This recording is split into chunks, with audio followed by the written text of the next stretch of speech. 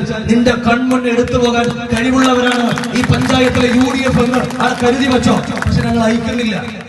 ഇതിവിടെ ഉണ്ടാവും ഇങ്ങനെ തന്നെ. എന്തുകൊണ്ടാണെന്നറിയോ? ഒരു പൊതുപ്രവർത്തകന്റെ ഭാഗത്തുനിന്ന് തെറ്റുപറ്റി എന്ന് തോന്നിയപ്പം അത് തെറ്റാണെന്ന് വിളിച്ചു പറയുകയും ആ മനുഷ്യന് മാന്യമായി ശിക്ഷ കൊടുക്കാൻ ഇന്ത്യയിൽ ഏതെങ്കിലും ഒരു രാഷ്ട്രീയ പാർട്ടി കഴിയുമെങ്കിൽ ആ പാർട്ടിയുടെ പേര് ഇന്ത്യൻ നാഷണൽ കോൺഗ്രസ് എന്നാണ്, അത് UDF എന്നാണ്.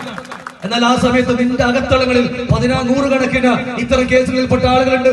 ഇന്ന് തില്ലങ്കേരിയിൽ ഒരു പൊതുയോഗത്തിൽ ഞങ്ങൾ ഞാൻ പ്രസംഗിക്കാൻ പോകുന്നതിന് മുമ്പ് അവിടെയും ബോർഡ് വെച്ചു. ആരാ ബോർഡ് വെക്കാൻ വന്നവരെന്നറിയോ? ആകാശ് തില്ലങ്കേരിയാണ്.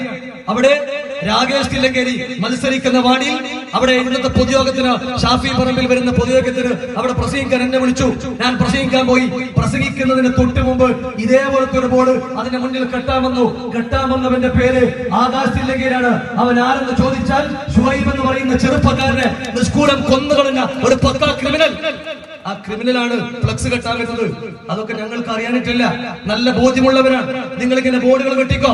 നിങ്ങൾ തെരുവോരങ്ങളിൽ ഇത്തരം ബോർഡുകൾ വെക്കുമ്പോ കീയല്ലൂർ പഞ്ചായത്ത് അങ്ങാടിയിലെ സഖാക്കളെ നിങ്ങൾ വെല്ലുവിളിക്കുക.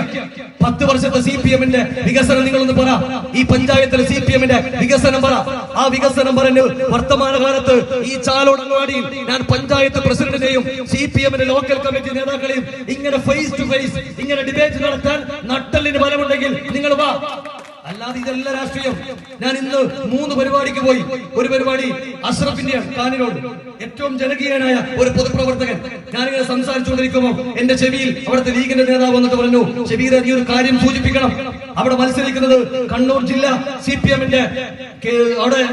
CPM-ന്റെ സെക്രട്ടറി അനിയന്റെ ഭാര്യ, മുണ്ടേരി പഞ്ചായത്തിലെ പ്രസിഡന്റാണ് അവിടെ മത്സരിക്കുന്നത്. അവിടെ ആ പ്രസിഡന്റ് തോൽക്കുമെന്ന് ഭയന്നിട്ട് അവിടെ അഷ്റഫ് ഒരു വർഗീയവാദിയാണ് എന്ന് വീടുകളിൽ കയറി പറയുന്നവന്റെ പേര് കമ്മ്യൂണിസ്റ്റ് പാർട്ടിയാണ്. നിങ്ങളൊന്ന് ആലോചിച്ച് നോക്കിയേ. ഞങ്ങൾ RSS-നെ എതിർക്കും, ഞങ്ങൾ SDP എതിർക്കും എന്ന് പറയുന്നവൻ വീടാതിരും കയറി അഷ്റഫ് ഒരു മുസ്ലിമാണ്. ഞാനൊന്ന് ചോദിക്കട്ടെ, ഞാൻ മുസ്ലിമാണ്, അഷ്റഫ് മുസ്ലിമാണ്. ഞങ്ങൾ എന്തേ ഈ നാട് വിട്ടുപോകണോ? കമ്മ്യൂണിസ്റ്റുകാരാ? മുസ്ലിം ആയതുകൊണ്ട് ഞങ്ങൾ ഈ നാട് വിട്ടു പോകണോ? മുസ്ലിം ആയതുകൊണ്ട് അഷ്റഫിനെ പരാജയപ്പെടുത്തണം? ഈ പ്രവർത്തനങ്ങൾ ഒരുപക്ഷെ മുണ്ടേരി പഞ്ചായത്തിൽ മാത്രമില്ല. ഞാൻ ഇന്ന് പോയത് നേരത്തെ പറഞ്ഞ തില്ലങ്കേരി പഞ്ചായത്തിലാണ്. അവിടെ സംസാരിക്കുമ്പോ രാകേഷ് എന്റെ ചെവിയിൽ വന്ന് പറഞ്ഞു, ഇതേ വർത്തമാനം തില്ലങ്കേരി പഞ്ചായത്തിലും പറയുന്നു. ഞാൻ അവരോട് പറഞ്ഞു, അത്ഭുതപ്പെടാനൊന്നുമില്ല. ഇത് തില്ലങ്കേരിയിലോ മുണ്ടേരിയിലോ അല്ല, ഈ പഞ്ചായത്തിൽ ഷുഹൈബ് കൊതേരി ഇവിടെ ഇരിക്കുന്നുണ്ട്. ആരാ ഷുഹൈബ്? MSF-ലൂടെ വളർന്ന് ഒരു വിദ്യാഭ്യാസ സംവിധാനം ഏറ്റവും മനോഹരമായി വളർത്തിക്കൊണ്ടുവന്ന് ആ സ്ഥാപനത്തിൽ സ്റ്റാഫുകളിൽ മതം നോക്കാതെ ജാതി നോക്കാതെ ക്വാളിറ്റി ഉള്ള ആളുകളെ അപ്പോയിന്റ് ചെയ്ത ഒരു മാനേജറാ. അവനെ പറ്റി കൊതേരിയിലെ CPM-കാർ വീട് കയറി പറഞ്ഞു, ഷുഹൈബ് ഒരു മുസ്ലിമാണ്, ഷുഹൈബ് പള്ളി കമ്മിറ്റി സെക്രട്ടറിയാണ്, 5ാം വാർഡിലെ സ്ഥാനാർത്ഥിയുണ്ട്, പേര് PP സൗദത്ത് എന്നാണ്, തലയിൽ തട്ടമുണ്ട്. നിങ്ങൾക്ക് ഭയമുണ്ടോ ആ തട്ടത്തെ? RSS-കാരന്റെ ഭയം ഞങ്ങൾക്കറിയാം. എന്നാൽ CPM-കാരാ നീ ഭയക്കുന്നോ? കീയല്ലൂർ പഞ്ചായത്തിൽ ആ സൗദത്തിനെ പരാജയപ്പെടുത്താൻ നിങ്ങൾ വീട് കയറി പറഞ്ഞു മാപ്പിളച്ചിക്ക് വോട്ട് കൊടുക്കരുത്. ഞാൻ ചാലോട് അങ്ങാടിയിൽ ഒരുപാട് പേരെ കണ്ടപ്പോ ആവേശം കൊണ്ട് പ്രസംഗിക്കുന്നില്ല. അവിടെയുള്ള RSS-കാരനും അവിടെയുള്ള ഏറ്റവും നല്ല ഹിന്ദുമത വിശ്വാസികളും ഞങ്ങളെ വിളിച്ചു പറഞ്ഞു, CPM വീടാന്തരം കയറി പറയുന്നു സൗദത്ത് ഒരു മാപ്പിളച്ചിയാണ്, ആ മാപ്പിളച്ചിക്ക് വോട്ട് കൊടുക്കരുത്. ഷുഹൈബ് ഒരു മുസ്ലിമാണ്, അവൻ പള്ളി കമ്മിറ്റി മെമ്പറാണ്, അവനെ വിജയിപ്പിക്കരുത് എന്ന് കേരളത്തിൽ RSS അല്ല കേട്ടോ, കേരളത്തിലെ CPM, ഈ പഞ്ചായത്തിലെ CPM അങ്ങനെ പറയുന്നുവെങ്കിൽ നിങ്ങൾ എഴുതി വെച്ചോ, ഈ പഞ്ചായത്ത് UDF പിടിക്കാൻ അത് ഒരുങ്ങിക്കഴിഞ്ഞു എന്നതാണ്. പൊതുവെ ഇവർ വർഗീയത പറയാറുണ്ട്. ആ പറച്ചൽ തലേന്നേ പറയും, എല്ലാ അടവിലും ഇവരെടുക്കും. പക്ഷെ അതൊക്കെ പറയല് ഏറ്റവും തലേന്നിന്റെ അവസാന നിമിഷമാണ്. പക്ഷെ ഇന്ന് മുതലേ പറഞ്ഞു തുടങ്ങിയിട്ടുണ്ടെങ്കിൽ അവരെ കാലിന്റെ അടിയെ മണ്ണൊലിച്ചു പോകുന്നു എന്നതിന്റെ ഏറ്റവും മനോഹരമായ തെളിവാണ്. അതുകൊണ്ട് ഈ പഞ്ചായത്തിലെ വികസനം പറ, ഞങ്ങൾക്ക് സമ്മതിക്കാം. എത്ര കൊല്ലമായി നിങ്ങൾ നാട് ഭരിക്കുന്നു, ഈ നാടിന്റെ പുരോഗതിയെ കുറിച്ച് വർത്തമാനങ്ങൾ പറഞ്ഞ ഈ പഞ്ചായത്ത് തെരഞ്ഞെടുപ്പ് എത്ര മനോഹരമാണ്. ഇതൊരു ഉത്സവമാണ്, ജനാധിപത്യത്തിന്റെ ഉത്സവം. ഞങ്ങൾ പരസ്പരം സമ്മതിക്കും. UDF ഭരിക്കുന്ന പഞ്ചായത്ത് മോശമാണെന്ന് നിങ്ങൾ സമ്മതിക്കും, നിങ്ങൾ ഭരിക്കുന്ന പഞ്ചായത്ത് മോശമാണെന്ന് ഞങ്ങൾ സമ്മതിക്കും. അങ്ങനെ സമ്മതിക്കട്ടെ. ആ സമ്മതത്തിനിടയിൽ ആർക്കാണ് മേൽക്കോയ്മ എന്ന് നിങ്ങൾ പറ.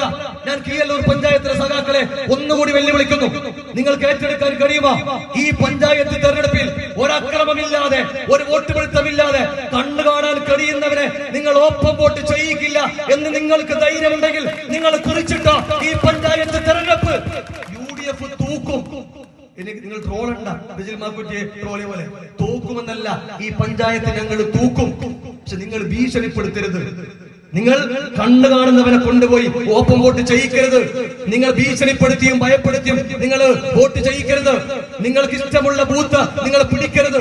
നേർക്ക് നേരെ ഈ പഞ്ചായത്തിൽ 25,000 മനുഷ്യരോട് നിങ്ങൾ വോട്ട് ചെയ്തോ, നിങ്ങൾക്ക് ഇഷ്ടമുള്ള മനുഷ്യർക്ക് വോട്ട് ചെയ്തോ, നിങ്ങളെ കോമൺ സെൻസ് അനുസരിച്ച് നിങ്ങൾ വോട്ട് ചെയ്തോ എന്ന് പറയാൻ ഈ പഞ്ചായത്തിൽ ഏതെങ്കിലും ഒരു CPM-കാരനെ ധൈര്യമുണ്ടെങ്കിൽ നിങ്ങൾ വാ.